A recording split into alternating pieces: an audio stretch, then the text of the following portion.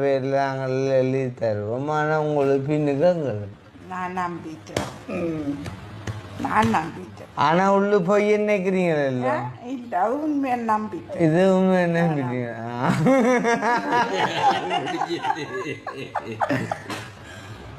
சென்னைக்கும் போகும்போது வீடியோ இருக்கு. அப்போ ஒரு உடம்பு பிடிக்கிறான்,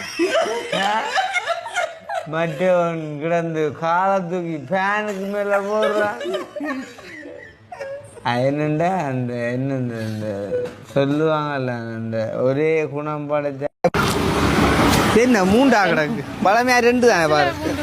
அப்படியோ? அப்போ ஸ்வீட் பட்டே தான் கட்டணும். ஒவ்வொரு நாளும் மூண்டு வரும். என்ன என்னதே விட்டுட்டு போக மனமில்ல தான். என்ன இது போத்தாங்க. அதுக்கு பிறகு கதைப்போம். ஏன் கூப்பிட்டேன் அம்மா? 18 வயசாச்சு, இப்போ இன்னும் பால்குடி மறக்கலையா?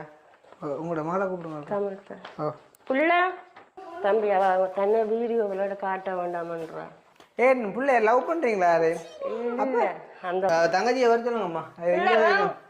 அப்போ அவங்களுக்கு தெரியும் தான் நாங்கள் வீடியோ சேர்ந்தாங்க வந்து. அப்போ இவா இப்போ பிள்ளை வந்து இப்படி நடிச்சிட்டு இருந்தால் நான் கோபம் வந்துடுமாக்கா.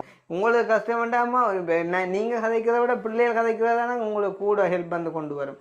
நம்ம இல்லங்கத்துக்கு என்ன இப்போ ஐஸ்வர்யா ராஜா வா காட்டி தான் எங்களோட வீடியோ ஓட பண்ணணுமா? நானண்டா இப்படி அது வந்துடுமா? இப்போ எங்கள்ட நேரம் ஹெல்ப் பண்ண வந்தா என்ன மனத்தாக்கம்? 18 வயசாச்சு, இன்னும் பால்குடி மறக்கலையோ? என்ன கேள்வி இது? ஒரு பொம்பளை பிள்ளையை பார்த்து கேட்க வேண்டிய கேள்வியா இது?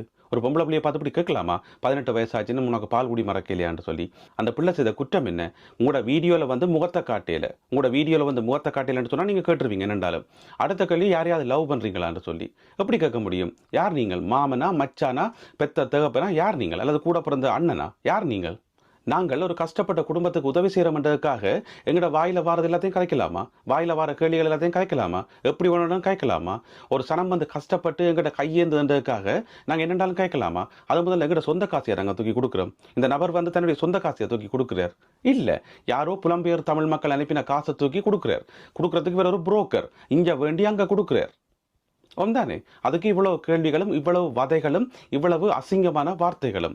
அன்பான புலம்பெயர் மக்களே, நீங்களாம் யோசிக்கணும், நீங்களாம் யோசிக்கணும். இப்படித்தான் நாங்கள் நடந்து கொண்டு இருக்குது. இந்த வீடியோக்களை பார்த்து இந்த மாதிரி யூடியூபர்ஸை நம்பி காசு கொடுக்குற நீங்களாம் யோசிக்கணும். முதல்ல யூடியூபர்ஸ் வந்து ஏன் இப்படியான வீடியோக்கள் போடினோம்? ஏன் இப்படியான வீடியோக்களை யூடியூபர்ஸ் போடினோம்? நான் ஒரு யூடியூபராக இருந்தோன்னு நானே சொல்கிறேன், முழுக்க முழுக்க வியூஸுக்காகத்தான். ஏன்னு சொன்னால் அவைகளுக்கு வந்து வேறு கண்டென்ட் இல்லை, போடுறதுக்கு வேறு விஷயங்கள் தெரியாது. அதனால் வந்து இப்படியான விஷயங்கள் எடுத்து வச்சு கொண்டு போடினோம். உதவி செய்யறது இதுக்கு தான். ஒன்றும் மனிதாபிமானத்தாலேயோ அல்லது மக்கள் பாதிக்கப்பட்டிருக்கோம், ஐயோ பாதிக்கப்பட்டிருக்கிறோம்டோ இல்லை.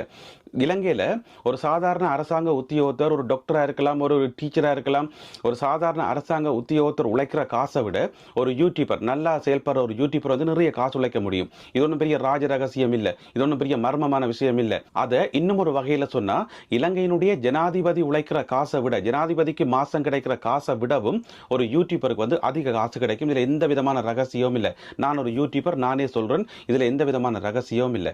அப்படிப்பட்ட யூடியூபர்ஸ் உதவி செய்யணும் துடிக்கிறார்கள், உதவி செய்யணும் எண்ணம் உள்ளாக்கள் தங்களோட சொந்த காசை கொடுக்க வேண்டியானே, சொந்த காசை கொடுக்க வேண்டியானே. அதை வந்து யாருக்கும் சொல்ல வேண்டிய அவசியம் இல்லையே. மாசம் மாசம் அவைக்கு வரக்கூடிய பெருந்தொகையான காசுல இருந்து கஷ்டப்பட்டாக்களுக்கு கொஞ்சம் காசை கொண்டே கொடுக்க வேண்டியானே, மாசம் மாசம் செய்ய வேண்டியானே. ஏன் புலம்பெயர் தமிழ் மக்களை வந்து காசை வேண்டி அந்த வீடியோக்களை போட்டு இங்கிருந்து காசை கறந்து அங்கே கொடுக்குறீங்க? இது முழுக்க முழுக்க அவைய வியூஸுக்காக இந்த மாதிரி வீடியோ எடுக்கிறது. அதில் ஒரு வசனம் சொல்றது என்னன்னு சொன்னா, ஆமா நீங்கள் கதைக்கிறத விட உங்களுடைய மகள் வந்து கதைச்சா இன்னும் நிறைய உதவிகள் வந்து கொட்டும். நீங்கள் கதைக்கிறத விட உங்களுடைய மகள் வந்து கதைச்சா இன்னும் நிறைய ஹெல்ப் வந்து கொட்டும் என்று சொன்னா அதனுடைய அர்த்தம் என்ன அர்த்தம்? உங்களுக்கு கஷ்டம் வேண்டாமா? நீங்கள் கதைக்கிறத விட பிள்ளைகள் கதைக்கிறதானே உங்களுக்கு கூட ஹெல்ப் வந்து கொண்டு வரும். அன்பான புலம்பெயர் மக்களே, இந்த வீடியோக்களை பார்த்து காசு கொடுக்குற அன்பான மக்களே, இது உங்களுக்கு சொல்லப்பட்டது, உங்களை கேவலப்படுத்தின ஒரு வசனம். இது உங்களை கேவலப்படுத்தின வசனம். ஏனென்றா நீங்க வந்து 40-45 வயசுல இருக்கக்கூடிய ஒரு தாயை பார்த்து அந்த தாயில் இறக்கப்பட்ட நீங்க காசு கொடுக்க மாட்டீங்க.